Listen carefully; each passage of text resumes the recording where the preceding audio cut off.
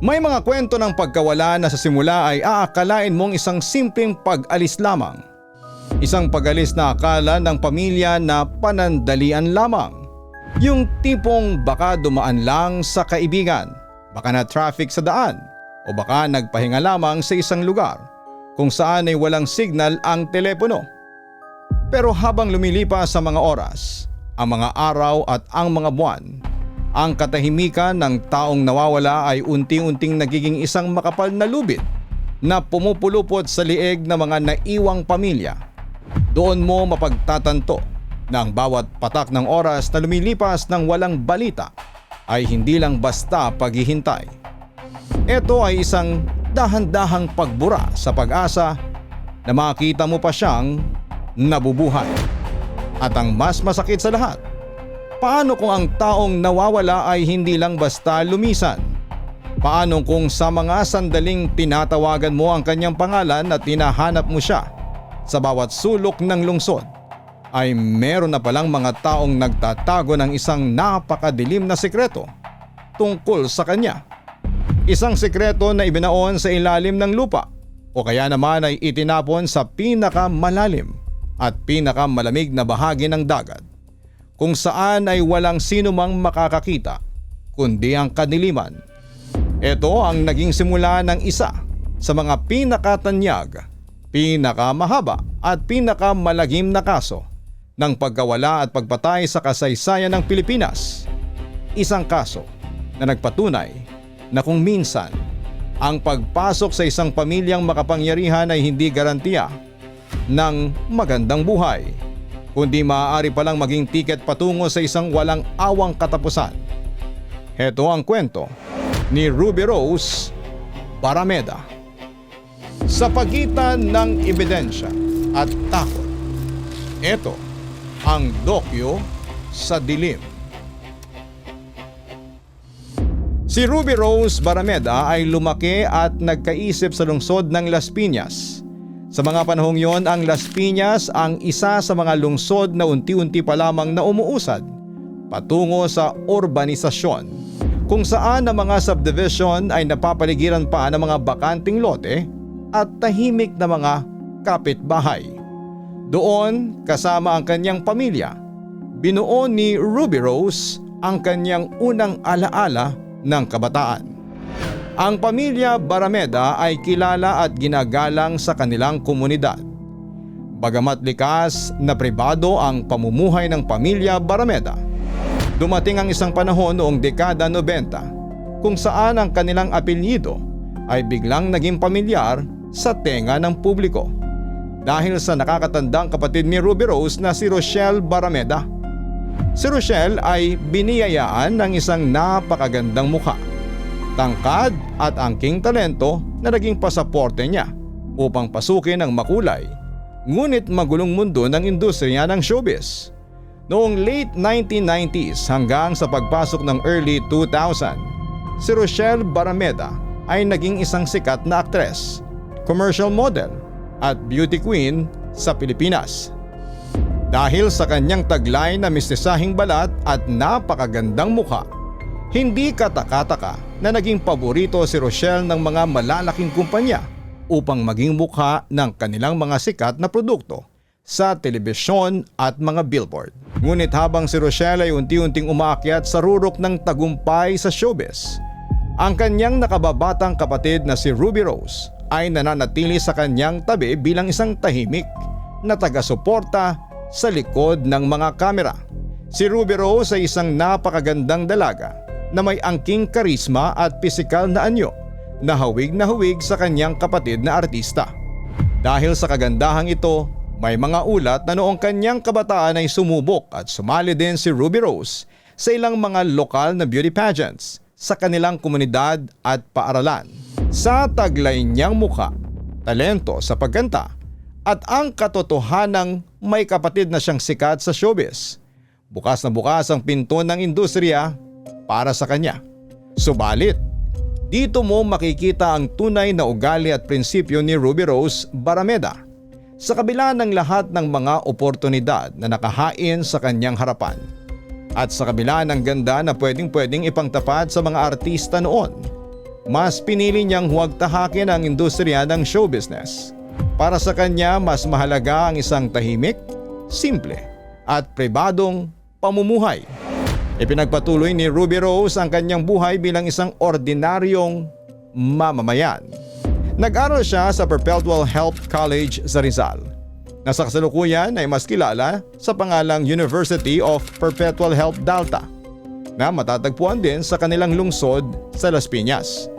Doon niya ginugol ang kanyang mga taon sa high school hanggang sa makatapos siya ng kolehiyo. Inilarawan din siya ng kanyang mga naging schoolmates at mga kamag-aral bilang isang napakamasayahin, palakaibigan at napaka-simpleng estudyante. Kahit na alam ng lahat na kapatid niya ang isang sikat na aktres sa telebisyon. Hindi ito kailanman naging dahilan para maging mataas ang kanyang tingin sa kanyang sarili. Siya ay isang tipikal na dalagang Pilipina na may malilinis na pangarap. Pangarap na makatapos ng pag-aaral, magkaroon ng isang maayos na pamilya at itaguyod ang sarili niyang buhay sa marangal na paraan. Nakatutok ang kanyang puso sa kanyang pamilya sa Las Piñas at sa mga kaibigang nagbibigay sa kanya ng ligaya sa araw-araw. Nakilala ni Ruby Rose ang lalaking naging bahagi ng kanyang tadhana, si Manuel III Jimenez III. Nagtagpo ang kanilang mga landas noong pareho pa silang nag-aaral sa University of Perpetual Help sa Las Piñas City. Dahil sa taglay na angking ganda ni Ruby Rose, sa kanyang pagiging mapagkumbaba at sa pagiging likas na palakaibigan sa loob ng universidad, hindi katakataka na mabilis siyang napansin sa karamihan at sa dami ng mga nagka-interes sa kanya. Ang anak ng mga fishing magnates na si III Jimenez ang naging pinaka masugid sa lahat. Si Third naman, bukod sa pagiging galing sa isang napaka-prominente at mayaman at makapangyarihang pamilya sa Navotas, ay isang tipikal at aktibong estudyante din ng Perpetual. Meron siyang kumpiyansa sa kanyang sarili na dala na rin ang kanyang katayuan sa buhay.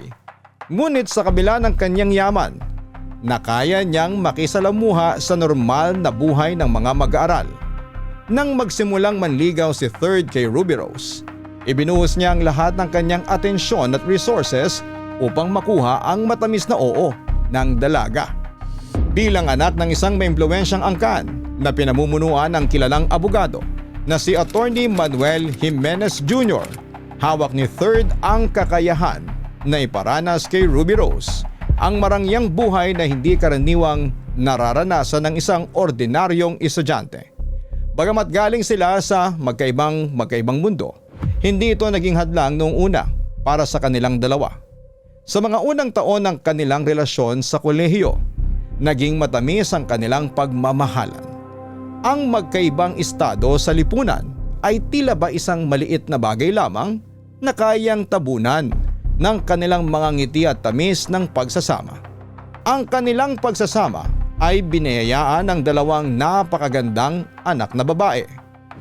Noong mga unang buwan at taon ng kanilang kasal, maayos at mapayapa silang nanirahan sa loob ng malawak na compound ng pamilya Jimenez. Sa paningin ng marami sa labas, si Ruby Rose ay isang mapalad na babae na nakapasok sa isang mayamang angkan, may marangyang tirahan at may dalawang anak. Akala ng pamilya Barameda sa Las Piñas, tuluyan nang naging perpekto ang buhay ng kanilang anak. Subalit, ibang realidad kapag ang dalawang tao ay nagsimula ng magsama sa ilalim ng iisang bubong araw-araw. Nang lumipas ang kilig ng kasal at pumasok na ang totoong buhay mag-asawa, doon na unti-unting lumabas ang mga pagsubok sa kanilang relasyon. Ayon sa kapatid ni Ruby Rose na si Rochelle, na madalas nitong nakakausap, nagsimula nang lumitaw ang mga seryosong hidwaan sa pagitan ni na Ruby Rose at ni Third. Isa sa mga pinakamabigat na isyong naging mitsa ng kanilang pag-aaway ay isyu ng pambababae at masyadong pagkontrol ng pamilya ng lalaki sa buhay nilang mag-asawa. Ngunit, bukod sa mga isyu sa pagitan nilang dalawa, may mas malaking bagay na unti-unting sumira sa kanilang relasyon. ang matinding manipulasyon ng pamilya ng lalaki, ang pamilya Jimenez, bilang isang makapangyarihang angka ng mga fishing magnates sa kanilang lugar at pinamumunuan ng isang kilalang abogado, ay may sariling pamantayan at sistema kung paano dapat patakbuhin ang buhay ng bawat miyembro sa loob ng kanilang compound. Para sa kanila, si Ruby Rose ay isang babaeng galing sa isang simpleng pamilya ng Las Piñas na pumasok sa kanilang kaharian. Unti-unting naramdaman ni Ruby Rose na wala siyang boses sa loob ng sarili niyang tahanan. Ang bawat kilos niya, ang paraan ng pagpapalaki niya sa kanyang mga anak at maging ang kanyang sariling kalayaan ay kailangan dumaan sa pagpapasya at kontrol ng pamilya ng kanyang asawa. Ayon sa mga naging pahayag ni Rochelle Barameda sa media at sa mga korte, maraming beses at paulit-ulit na nagkwento at dumaing sa kanya si Ruby Rose tungkol sa matinding away at pisikal na pambubugbog na dinaranas nito sa kamay ng kanyang asawa na si Third Jimenez. Ikinuwento ni Rochelle na noong una, pilit na itinago ni Ruby Rose ang pang-aabuso dahil sa tinatawag na element of forgiveness at sa matinding kagustuhang mapanatiling buo ang pamilya para sa kanilang dalawang anak. Subalit dumating sa punto na hindi na ito maitago pa ni Ruby Rose dahil sa madalas na siyang umuuwi sa pamilya Barameda na may mga pasa at sugat sa katawan matapos saktan ni Third.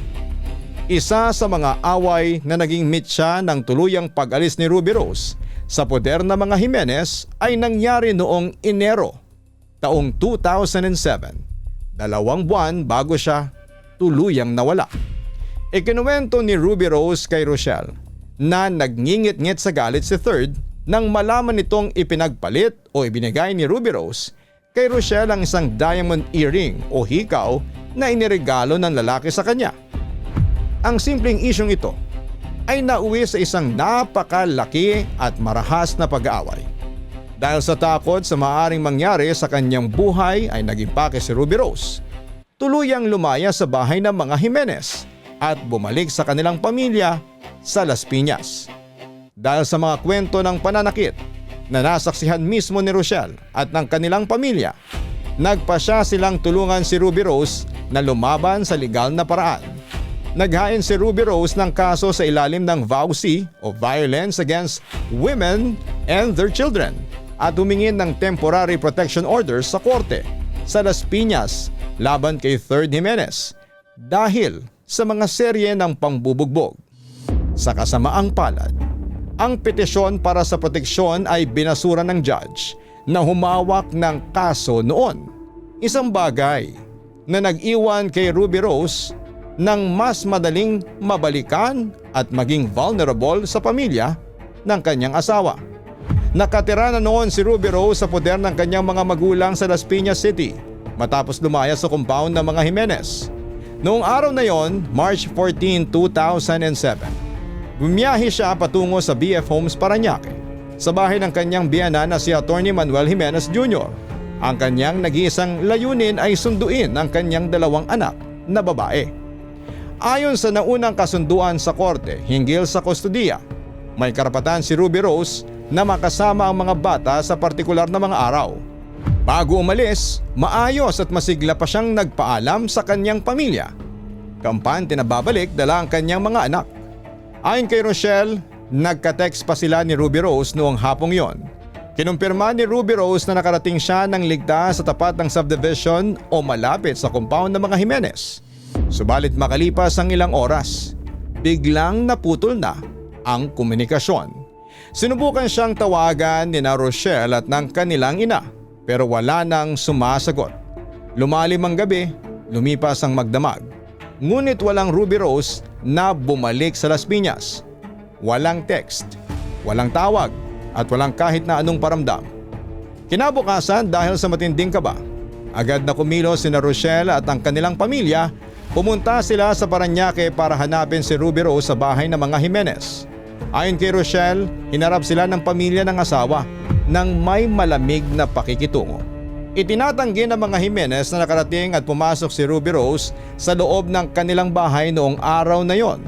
Ang katwiran nila, hindi raw sumipot si Ruby Rose para sunduin ang mga bata dahil hindi naniniwala si Rochelle. Nag-ikot sila sa paligid ng subdivision at sa mga karatig lugar. Doon nila natuklasan ang unang pisikal na ebidensya na may masamang nangyari. Natagpuan ang sasakyan ni Ruby Rose na nakaparada sa abandonado sa isang kalye malapit lang sa subdivision ng mga Jimenez. Sarado at nakalakang sasakyan. Ngunit wala sa loob si Ruby Rose at wala din doon ang kanyang mga bag at personal na mga gamit. Para kay Rochelle, ito ang naging pinakamatibay na patunay na nakarating ang kanyang kapatid sa destinasyon nito at hindi basta naglayas o nagtago lamang ng kusa. Mula noong huling araw na yon ng March 2007, hindi tumigil ang pamilya Barameda sa 2 taon na walang katapusang paghahanap. Humingi si Rochelle ng tulong sa National Bureau of Investigation, sa pulisya at sa media. Pinalabas sa mukha ni Ruby Rose sa mga balita bilang isang missing person. Nagalok din ang pamilya ng malaking pabuya para sa makapagbibigay ng impormasyon. Sa kabila ng lahat ng ito, bawat anggulo ay nagtatapos sa dead end. Walang bangkay, walang testigo at walang gustong magsalita sa loob ng compound ng mga Jimenez. Ay naman kay Rochelle, sa loob ng 2 taon na yon, unti-unti na silang nawawala ng pag-asa na makikitang buhay si Ruby Rose. Hanggang sa sumapit ang buwan ng Hunyo 2009, kung saan ay isang dating tauhan ng mga Jimenez ang hindi na kinaya ng konsensya at nagpa siyang ibunyag ang katotohanan. Matapos ang 2 taon ng katahimikan at tila walang pag-asang paghahanap ni Rochelle, biglang nagbago ang ihip ng hangin. Noong Hunyo 2009, isang lalaki ang lumutang na siyang bumasag sa misteryo ng pagkawala ni Ruby Rose. Isang lalaki na nagngangalang Manuel Montero ang biglang sumuko sa pulisya. Hindi siya basta-bastang testigo. Siya ang dating operations manager ng Buena Suerte Jimenez Fishing and Trading Incorporated, ang kumpanya ng biyanan at tiyuhin ng asawa ni Ruby Rose. Inamin ni Montero na hindi na niya kaya ang bigat ng kanyang konsensya. Ipinagtapat niya sa mga otoridad at sa pamilya Barameda ang isang nakapanlulumong katotohanan. Patay na si Ruby Rose at siya mismo ay bahagi ng pangkat na nagpatahimik at nagtapon sa dalaga. Dinala ni Montero ang mga elemento ng Philippine National Police Maritime Group at mga specialized divers sa karagatan na nasasukupan ng Navotas Fishing Port. Isang lugar na kabisadong-kabisado ng pamilya Jimenez dahil doon dumadaong ang kanilang mga naglalakihang barkong pangingisda. Itinuro niya ang eksaktong bahagi ng dagat kung saan nila inihulog ang bangkay. 2 taon na ang nakakaraan. At dahil sa lalim at labo ng tubig, hindi naging madali ang operasyon. Ngunit matapos ang ilang oras ng paghahanap sa ilalim ng dagat, may nakapa ang mga divers na isang malaking bagay na gawa sa bakal. Noong June 10, 2009, dinala sa mababaw na bahagi at tuluyang iniahon sa publikong paningin ang isang napakabigat na steel vault. Dinala ito sa compound ng kumpanya para buksan gamit ang mga hydraulic cutters at heavy equipment habang nakatutok ang mga kamera ng media at nag-aabang ang umiiyak na pamilya Barameda. Nang mawasak ang makapal na bakal na kahon, tumambad sa loob nito ang isang sementadong drum ng langis. Nilagyan ng semento ang buong paligid ng drum para masiguradong hindi ito lulutang, sisingaw o maglalabas ng kahit na anong amoy ng pagkabulok. Nang tuluyang mawasak ng mga hydraulic cutter ang makapal na bakal na kahon at matapos tistesin ng mga otoridad ang matigas na semento sa loob ng drum ng langis, doon na tumambad ang isang tagpong habang buhay na mag-iiwan ng bigat sa puso ng sinumang nakasaksi. Sa loob ng madilim at masikip na drum na yon, natagpuan ang kalansay ni Ruby Rose.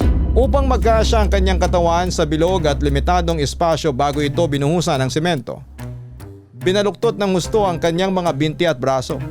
Isang posisyon na tila ba natutulog lang sa sinapupunan. Ngunit binalot ng matinding karahasan. At ang pinakamalaking patunay ng kanyang mga huling sandali ay ang lubid o wire na nakapulupot pa rin ng mahigpit sa kanyang leeg. Ito ang hawak na saksi ng forensic team.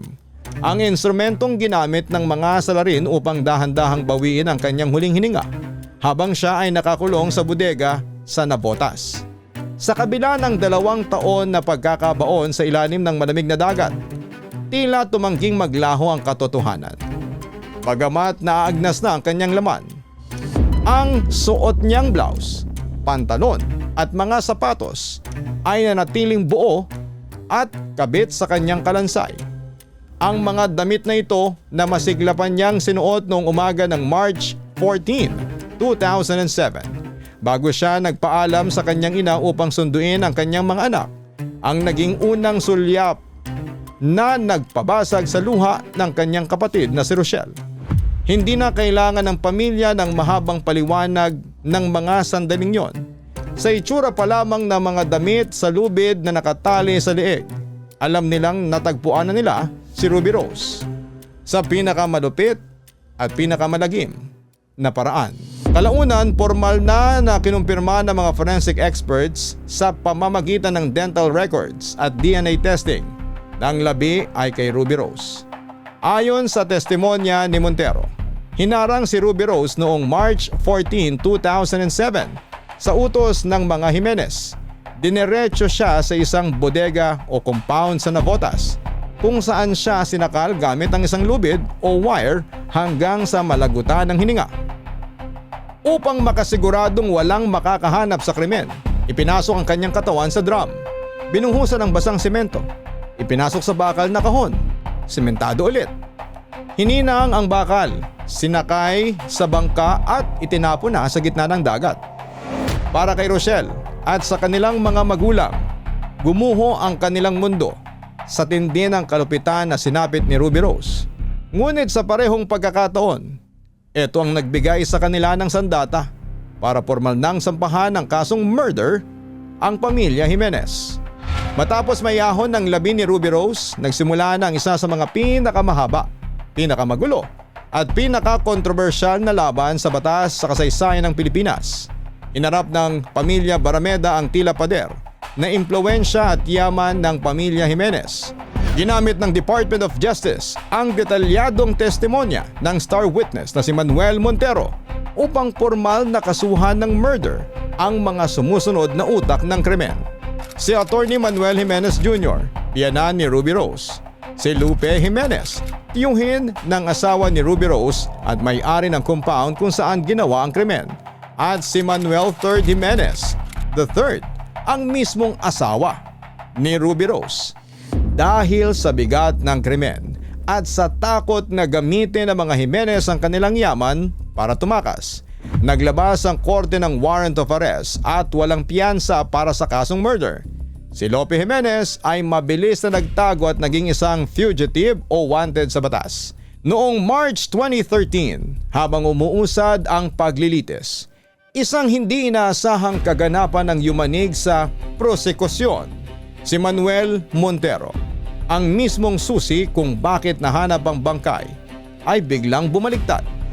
Nagsumite siya ng mosyon sa korte na binabawi ang lahat ng kanyang naunang testimonya laban sa pamilya ng mga Jimenez. Ang katwiran niya, pinilit at tinakot lang umano siya ng mga pulis para ituro ang mga Jimenez.